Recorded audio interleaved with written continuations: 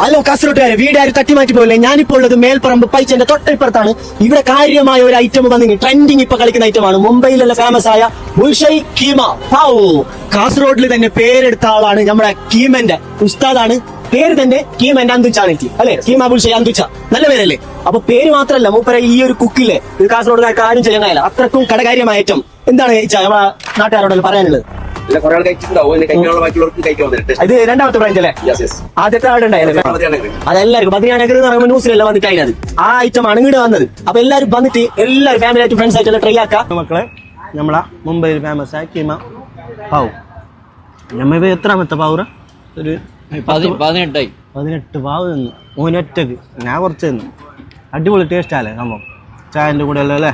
കാസർഗോട്ടുകാരെ ആരും മിസ്സാക്കണ്ടേ, ഈ keema pav already famous ആണ്. അപ്പൊ ഇപ്പൊ നമ്മളെ പൈച്ചന്റെ തൊട്ടടുത്ത് വന്നിട്ടുണ്ട്. നല്ല കിടിലൻ സാധനമാണ്. ഒരിക്കൽ കഴിച്ചാൽ പിന്നെ കഴിച്ചോണ്ടിരിക്കും.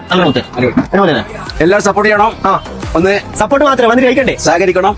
വന്ന് കഴിച്ചു വന്ന് ടേസ്റ്റ് നോക്കണം. യെസ്. അപ്പൊ നല്ല പ്രൈസിന് നിങ്ങൾക്ക് കിട്ടും. അപ്പൊ എല്ലാവരോടും സ്നേഹം മാത്രം.